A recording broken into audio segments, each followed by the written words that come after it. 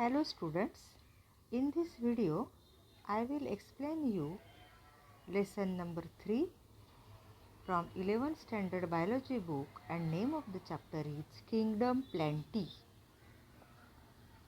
On the earth there is a large number of living organisms commonly known as plants, animals and microorganisms.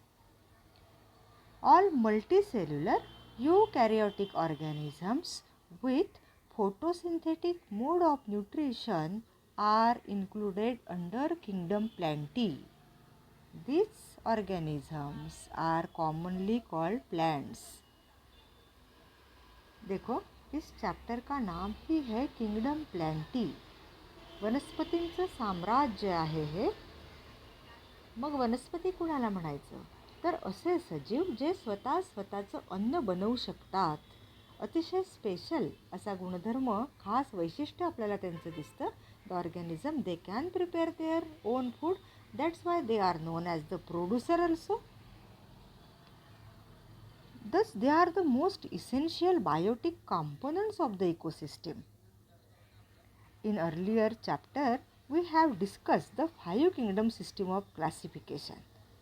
In this chapter, Kingdom Plenty has been described in detail.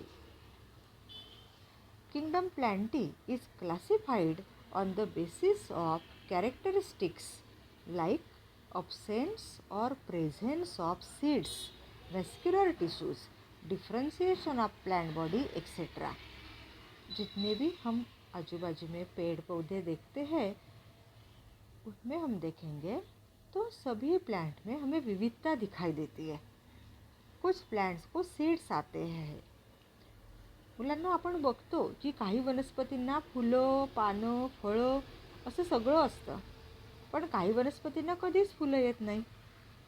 तर हा एक त्यांनी घटक असा निवडला की ज्याच्या आधारावर आपण वनस्पतींचं वर्गीकरण करू शकू.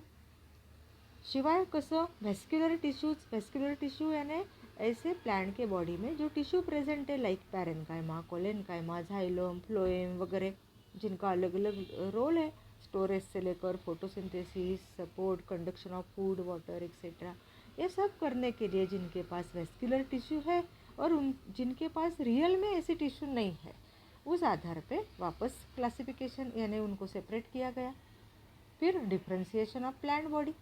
जनरली आपण बघतो की झाडामध्ये मूळ, खोड, पानं, फुलं असे असतात, पण प्रत्येक झाडामध्ये असं नाही.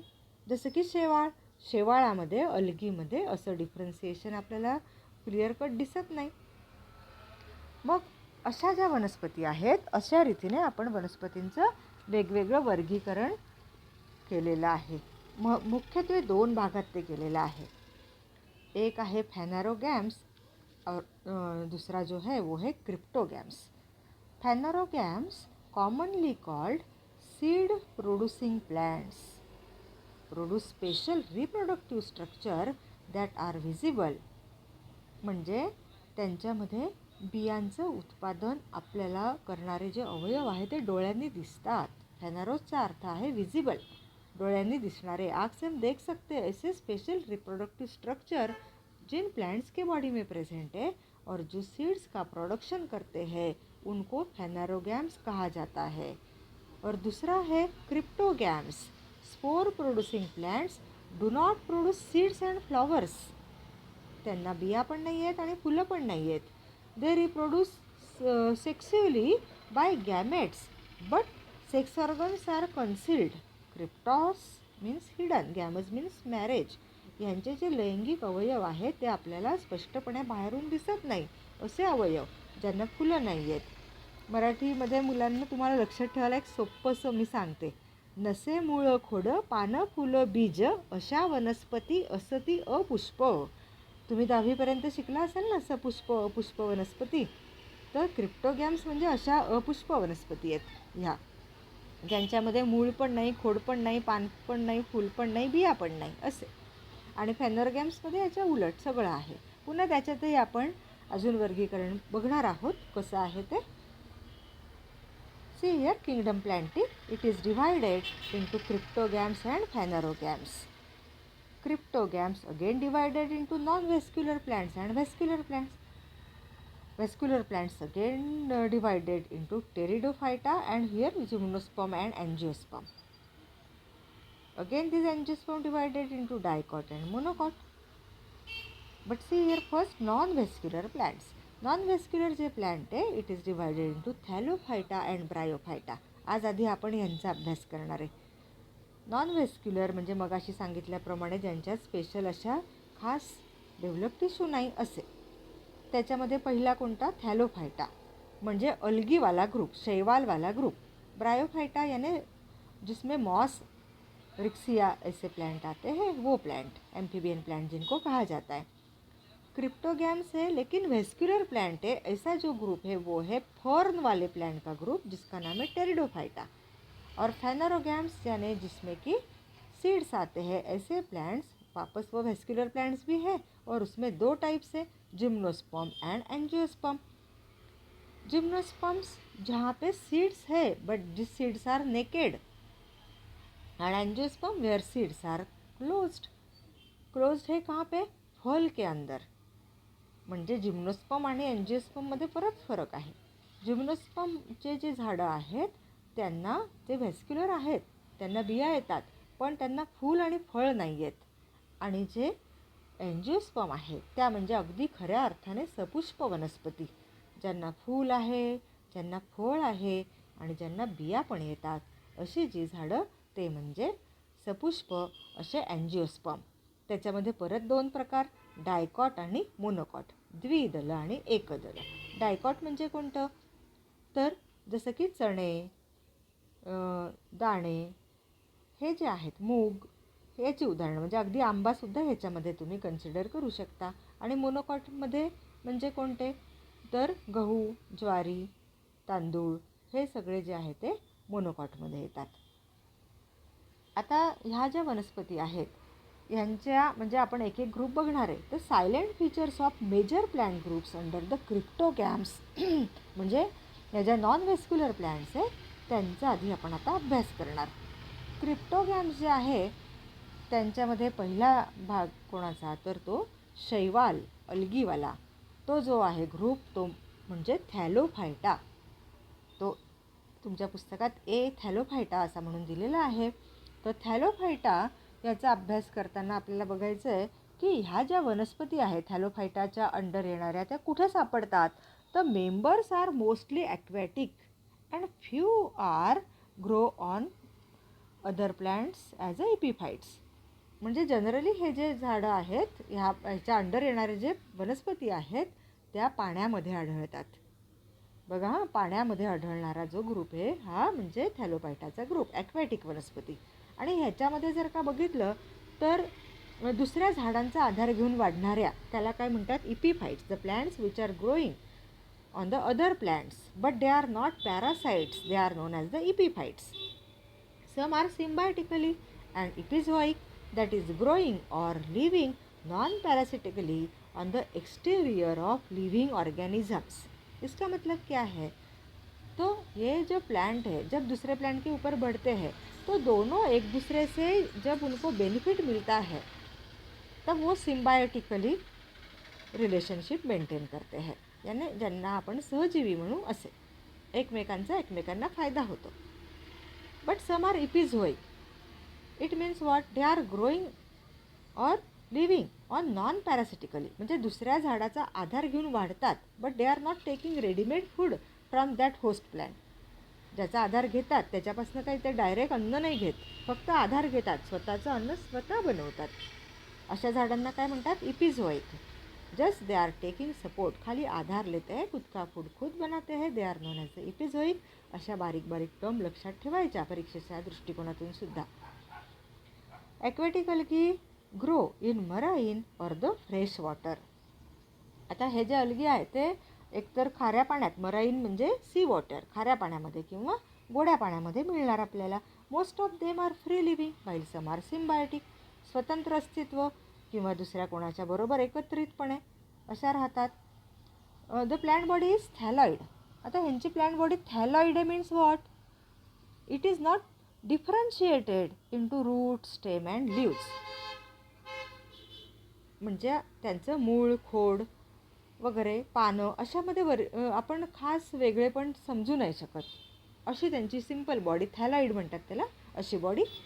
It may be small, unicellular and microscopic. For example chlorella.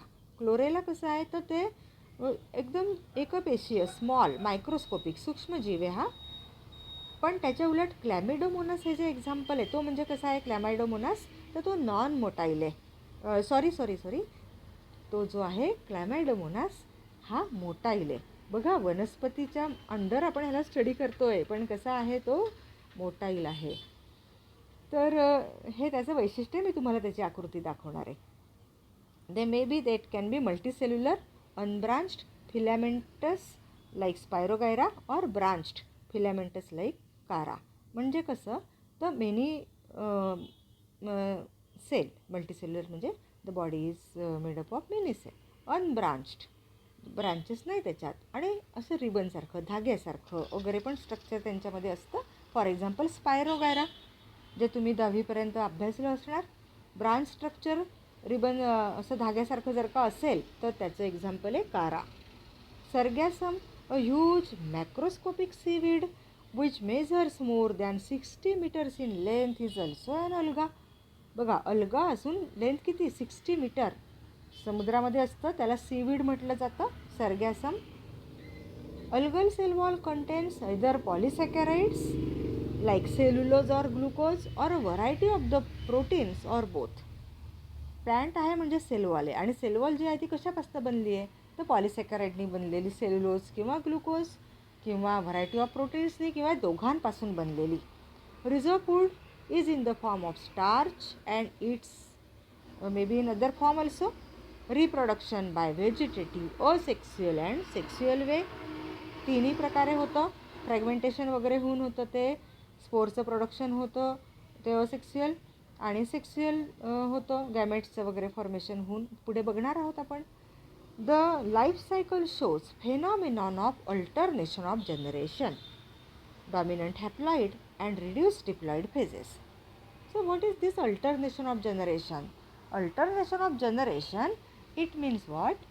There are two distinct generation observed in the life cycle of the plant, visually sporophyte and gametophyte, which regularly alternate with each other. This alternation of the sporophyte with the gametophyte is called alternation of generation. यहाँ पे क्या होता है तो हर एक plant के life में दो ऐसे अवस्था दिखाई देते हैं हमें. एक है डिप्लॉइड कंडीशन दिखाने वाली 2n, यानी डिप्लॉइड कंडीशन दिखाने वाली जो अवस्था है उसको कहते हैं स्पोरोफाइट. आजू बाजू में जितने भी फ्लॉवरिंग प्लांट आप देखते हो, तुमच्या आजूबाजूला जे पण फुलं येणारी झाडं आहेत ना, ते सगळे कसे आहेत स्पोरोफाइट. आणि त्याच्या उलट तुम्ही जर का तुमच्या आजूबाजूला शेवाळाचे काही प्रकार बघत असाल तर ते म्हणजे तुम्हाला कधी कधी त्यांच्यात ज्या अवस्था दिसतात त्या गॅमेटोफाईट अवस्था पण तुम्ही बघत असाल ब्रायोफाईट किंवा त्या अल्गीमध्ये. तर ह्या अवस्था ज्या आहेत, हॅप्लॉइड अवस्था जी असते ती गॅमेटोफाईटमध्ये.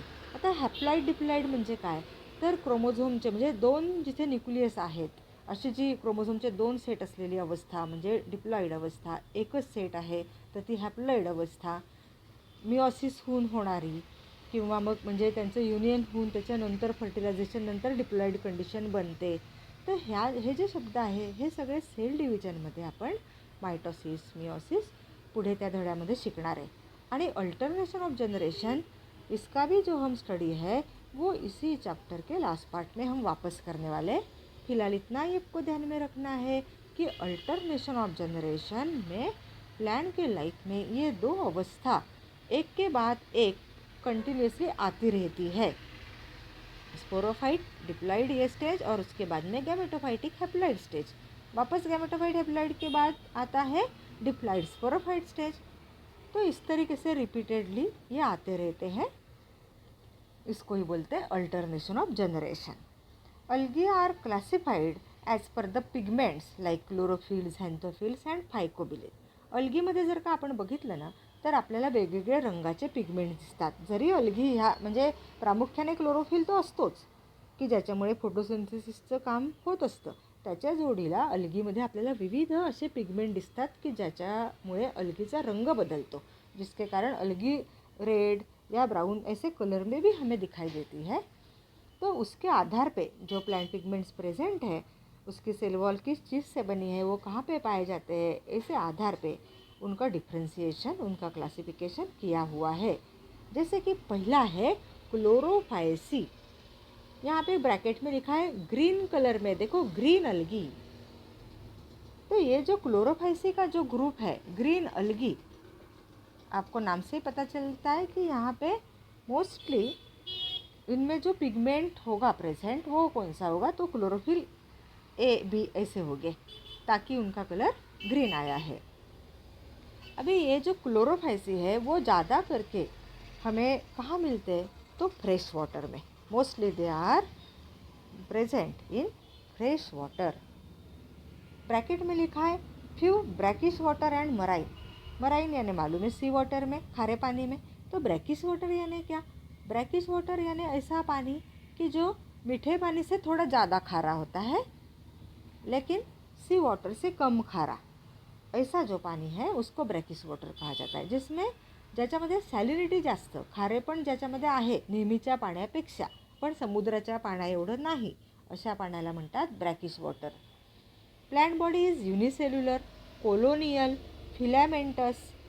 आता युनिसेल्युलर म्हणजे एका पेशीपासून बनलेली, मग अशा एक पेशीवाले एकत्र येऊन असं एक कॉलनीसारखं पण स्ट्रक्चर बनवतात। तर कॉलोनियल फॉर्ममध्ये पण ती असू शकते, अजून वेगवेगळ्या प्रकारांमध्ये पण विविधता दिसते आपल्याला। कधी कधी ते धाग्यांप्रमाणे असतात म्हणून फिलॅमेंटससुद्धा म्हणतो आपण। आणि त्यांची सेल वॉल जी आहे त्याच्यामध्ये प्रामुख्याने आपल्याला सेल्युलोज प्रेझेंट दिसतं। Chloroplast are of various shapes. क्लोरोप्लास्टचा आकार कधी डिस्कसारखा तर डिस्कॉइड, प्लेटसारखा प्लेट लाईक, जाळीसारखा reticulate, cob shaped, ribbon shaped और स्पायरल। स्पायरल कोणामध्ये असणार, स्पायरोगायरामध्ये। आणि पिगमेंट कोणते, तो with chlorophyll a and chlorophyll b. Stored food is in the form of starch. Pyrenoids are located on chloroplast. बघा, अन्न रिझर्व जे प्रिझर्व केलेलं आहे, स्टोअर जे केलेलं आहे ते स्टार्चच्या फॉर्ममध्ये। जोडीला परत कोण आहे, पायरिनॉइड्स, जे क्लोरोप्लास्टच्या बाजूला दिसतात, आकृतीत बघणार आहात तुम्ही। Members are rich in protein, so used as food even by space travellers. अवकाशयानामध्ये जे जातात की नाही ट्रॅव्हलर्स, त्यांच्यासाठी अन्नाचा जो प्रमुख सोर्स असतो त्याच्यामध्ये ह्या अलगीचा उपयोग केला जातो। याचे एक्झाम्पल आहे क्लोरेला, क्लॅमायडोमोनास, स्पायरोगायरा, कारा, वोल्वॅक्स, युलोथ्रिक्स एक्सेट्रा। हे बघा क्लॅमायडोमोनासमध्ये काय काय दिसतंय बघा, हे मोटाईले म्हणजे मूव्हिंग कॅपॅसिटी ज्याच्यात आहे, आणि याच्यात त्याच्यासाठी सिलियम दिसतात ते वर, ज्याच्या मदतीने मूव्हिंग पण होऊ शकणार। त्यानंतर महत्त्वाचं म्हणजे ह्याच्यामध्ये क्लोरोप्लास्ट बघा, मोठ्या प्रमाणात हिरव्या रंगात दाखवलेला आहे ना, तो क्लोरोप्लास्ट। बाजूला रिझर्व फूड मटेरियल जे पायरिनॉइड दिसतंय, क्लिअर कट न्यूक्लियस आहे, कारण युकॅरियोटिक हे स्ट्रक्चर जरी युनिसेल्युलर असलं तरीसुद्धा मेम्ब्रेन बाउंड सेल ऑर्गॅनेल्स आहेत। स्टार्चचे ग्रॅन्युअल पण दिसतात आहे। मायटोकॉन्ड्रिया बघा, Golgi bodies, cell wall present आहे।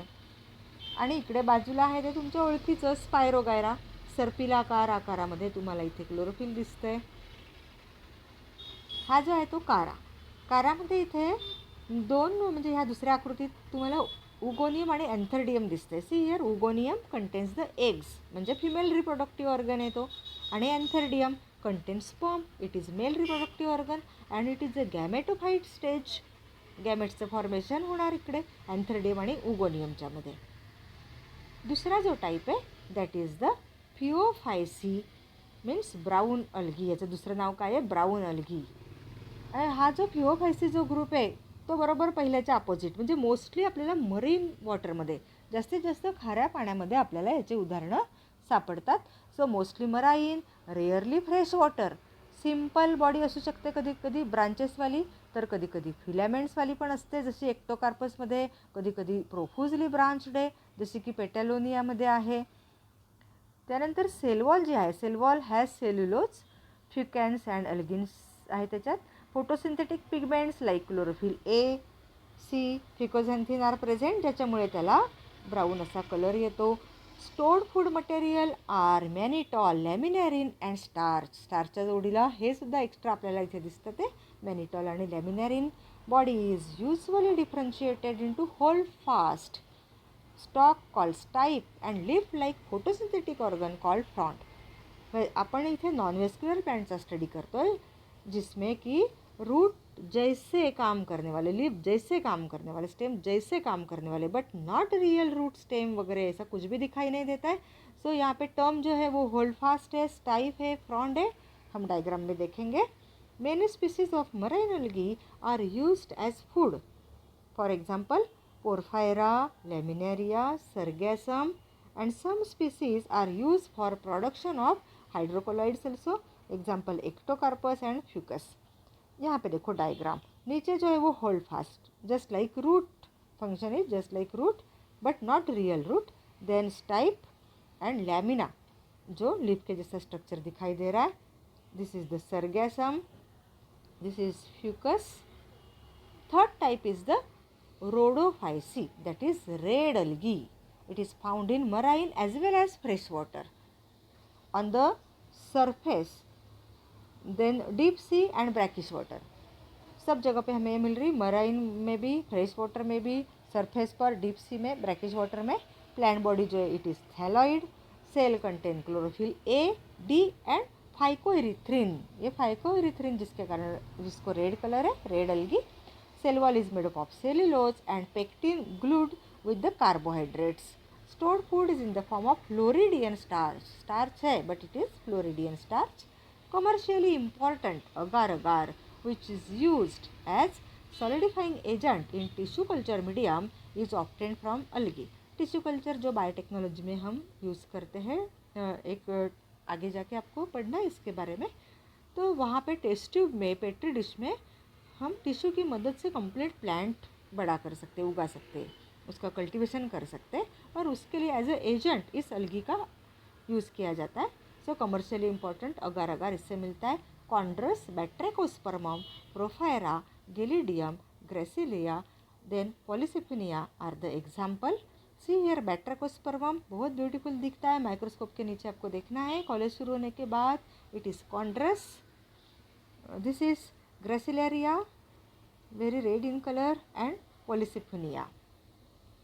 So here we studied about the different types of Thallophyta, that is Chlorophysi, then green algae, brown algae, red algae. In next part we will continue. Thank you.